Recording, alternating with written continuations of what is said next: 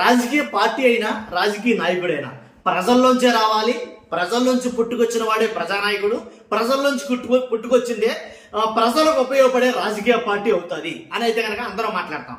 కానీ కొన్ని పార్టీలు మాత్రం, రెండు తెలుగు రాష్ట్రాల్లో చూసుకుంటే కొన్ని పార్టీలు మాత్రం పగతో మాత్రం పెట్టారు. ఈ పార్టీలు ఖచ్చితంగా పగతో పెట్టిన పార్టీలు అవి పగ ప్రతీకారం అంటూనే ఆటోమేటిక్గా కాలగర్భంలో కలిసిపోయాయి కొన్ని పార్టీలు అయితే కనుక.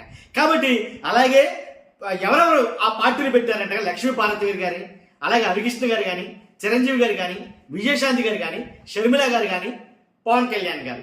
అంటే పగతో పెట్టిన పార్టీల జాబితాన పవన్ కళ్యాణ్ గారిని ఎందుకు చేర్చాను అనే చాలా మంది సందేహం వస్తుంది, అనుమానం రావచ్చు. కాబట్టి అది కరెక్టా కాదా మీరే తేల్చాలి. కాబట్టి ఏంటనేది వన్ బై వన్ చెప్పుకుందాం. ఫస్ట్ కనుక నాకు మోటివేషన్ ఉంటుంది, లైక్ చేయండి. చాలా మందికి తెలియాలి కదా, గుడ్ ఇన్ఫర్మేషన్ అని చెప్తాను నేను. కాబట్టి అందరికీ తెలియాలి కాబట్టి మీ బాధ్యతగా లైక్ చేయండి.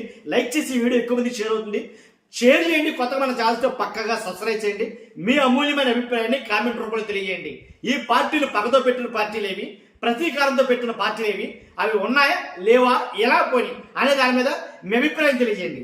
ఒకసారి తెలుగుదేశం పార్టీ శ్రీ స్వర్గీయ నందమూరి తారక రామారావు గారిని చూసుకుంటే కనుక తెలుగుదేశం పార్టీ అనేది 1982లో పెట్టి 9 నెలల్లోనే అధికారంలో తీసుకొచ్చాడండి ఆయన.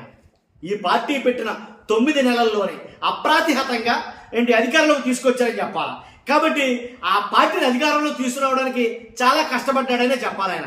ఎందుకంటే రాష్ట్రం అంతా కూడా, ఉమ్మడి ఆంధ్రప్రదేశ్ అంతా కూడా ఆయన ప్రచారం చేయడం, ఆయన ప్రచారానికి ఆయన కష్టానికి తోడు హరికృష్ణ గారు చైతన్య రథం ఏదైతే ఎన్టీ రామారావు గారు తిరిగారో ఆ రథం కూడా, ఆ రథం మీద రథసారథిగా హరికృష్ణ గారు అయితే కనుక మొత్తం రాష్ట్రం మొత్తం కూడా తిప్పాడాయని. కాబట్టి ఎప్పుడైతే ప్రజల్లోకి ఒక కొత్త రాజకీయ పార్టీ అప్పుడున్న పార్టీలకి ధీటైన పార్టీ అని అనుకున్నారో ప్రజలు, లేదా సినిమాల నుంచి వస్తారు కాబట్టి ఎన్టీ రామారావు గారు కరెక్ట్ అయినటువంటి నాయకుడు అని అనుకున్నారా, లేదా సినిమాల్లోకి రాకముందు అంతకుముందు వచ్చిన సినిమాల ప్రభావం ఏదైతే ఉందో ఆ ప్రభావం ప్రజల మీద పనిచేసిందా ఏంటో తెలియదు. కానీ పార్టీని పెట్టిన 9 నెలల్లో అధికారంలోకి వచ్చాడు ఆయన. కాబట్టి ముఖ్యమంత్రి అయ్యాడు ఆయన.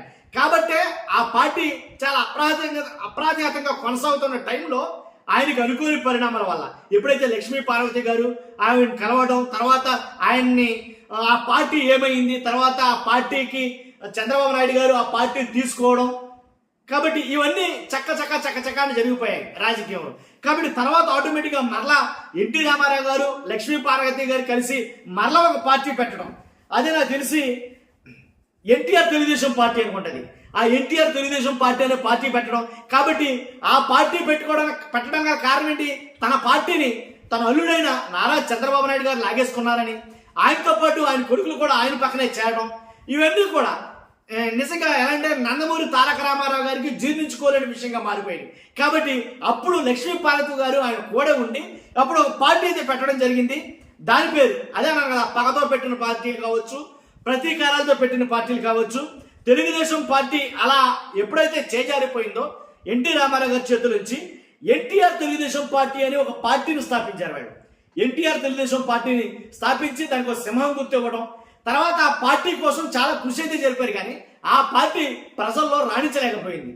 కాబట్టి అనతి కాలంలోనే నందమూరి తారక రామారావు గారు చనిపోవడం, తర్వాత కొంతకాలం ఈ పార్టీని లక్ష్మీ పార్వతి గారు లీడ్ చేశారు కానీ కొనసాగించలేకపోవడం, తర్వాత ఆమె కూడా కాంగ్రెస్ లో కలిసిపోవడం, ఇలా చాలా అయితే జరిగాయి. మనం చెప్పుకున్న పార్టీలో ఎన్టీఆర్ తెలుగుదేశం పార్టీ ఒకటి. కాబట్టి అంతేకాదు అదే టైంలో ఏదైతే హరికృష్ణ గారికి కూడా నాకు కూడా అన్యాయం జరిగింది అని భావించారో, లేకపోతే నాకు సముచిత ప్రాధాన్యం దక్కట్లేదని అనుకున్నారో తెలియదు. కానీ ఎన్టీఆర్ గారు కూడా అన్నా తెలుగుదేశం పార్టీ అని ఎవరైతే నందమూరి అసలు రాజకీయ వారసుడు అంటే ఆయనే అని అనుకున్నారు హరికృష్ణ గారు, ఆయన పార్టీ పెట్టడం జరిగింది. అసలు రథసారథిగా ఆయన కూడా తిరిగినప్పుడే రాష్ట్ర ప్రజలందరూ ఒకటి గమనించారు, ఏంటంటే నందమూరి రామారావు గారు తర్వాత రాజకీయ వారసుడిగా హరికృష్ణ గారినే ఖచ్చితంగా అయితే ఎన్నుకుంటారని అనుకున్నారు. కానీ అవన్నీ తలకిందులు అయిపోయాయి. ఎప్పుడైతే చంద్రబాబు నాయుడు గారు ఆ పార్టీని తీసేసుకోవడం జరిగిందో అప్పటి నుంచి కూడా అవన్నీ తలకిందులు జరిగినాయి. తర్వాత అన్నా తెలుగుదేశం పార్టీ ఏదైతే అన్నా తెలుగుదేశం పార్టీ అని 1999లో హరికృష్ణ గారు దీన్ని స్థాపించారు. ఇది స్థాపించి పార్టీని ముందుకు తీసుకురావడం కోసం ఆర్ఎస్ఎస్ చాలా కష్టపడ్డాడు ఆయన. కానీ రాజకీయాల్లో రాణించలేకపోయాడని చెప్పాలి ఆయన. కాబట్టి ఈ పార్టీ కూడా అనుకునే విధంగా అలాగే కలిసిపోయింది కాలగర్భంలో అని చెప్పాలి. తర్వాత విజయశాంతి గారిని చూస్తే కనుక తల్లి తెలంగాణ పార్టీ అని ఆమె కూడా అంటే అంతకుముందు బీజేపీలో ఉంటే కనుక తెలంగాణ కోసం మేము కూడా ఫైట్ చేస్తాం, తెలంగాణకి ప్రాధాన్యత కల్పిస్తామంటే బీజేపీలో చేరడం. ఇప్పుడు 1998లో బీజేపీలో చేరిన తర్వాత బీజేపీ వాళ్ళు తర్వాత తెలంగాణ నుంచి నువ్వు మాట్లాడొద్దు, తెలంగాణ విషయం నువ్వు పక్కన పెట్టు అలా కొన్ని మాటలు మాట్లాడుతుందో నచ్చగా ఆవిడ బయటకు వచ్చేసి 2005లో పార్టీని అయితే స్థాపించారు. విజయశాంతి గారు తల్లి తెలంగాణ పార్టీ అని కాబట్టి స్థాపించారు. కానీ ఆ పార్టీ కూడా ఏంటంటే అదే పాపంతో స్టార్ట్ చేశారు, ఎలా చేశారు, మొత్తానికి అది కూడా కాలగర్భంలో కలిసిపోయిందని చెప్పాలా ఆ పార్టీ కూడా. తర్వాత ఆమె వేరే పార్టీలోకి ప్రజెంట్ అయితే కనుక ఇప్పుడు వేరే పార్టీలోకి వెళ్ళిపోవడం ఎలాగైతే కనుక జరిగిందనమాట.